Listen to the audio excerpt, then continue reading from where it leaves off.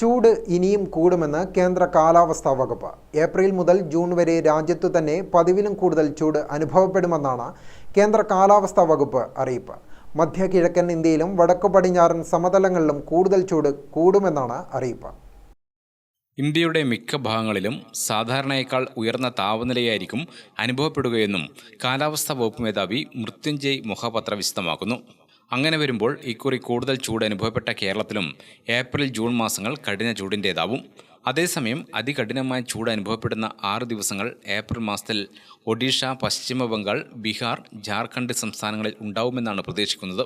ദില്ലിയിലും മറ്റ് വടക്ക് പടിഞ്ഞാറൻ സംസ്ഥാനങ്ങളിലും ഇതിലും കൂടുതൽ ദിവസങ്ങൾ അതിചൂട് അനുഭവപ്പെടാമെന്നാണ് കേന്ദ്ര കാലാവസ്ഥാ വകുപ്പ് നിരീക്ഷിക്കുന്നത്. ഇന്ത്യയുടെ കിഴക്കൻ മേഖലയിൽ ഏപ്രിൽ മുതൽ ജൂൺ വരെയുള്ള മാസങ്ങളിൽ 10 മുതൽ 12 വരെ താപതരംഗ തീവ്രത കൂടിയ ദിവസങ്ങളുണ്ടായേക്കാം.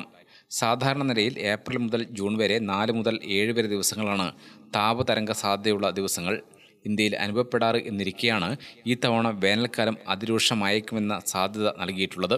വടക്കുകിഴക്കൻ സംസ്ഥാനങ്ങളിൽ ഏപ്രിൽ മാസത്തിൽ മഴ ലഭിക്കാനും സാധ്യത ഉണ്ടെന്നാണ് കാലാവസ്ഥാ വകുപ്പ് വിശദമാക്കുന്നത്. News desk Gramika news.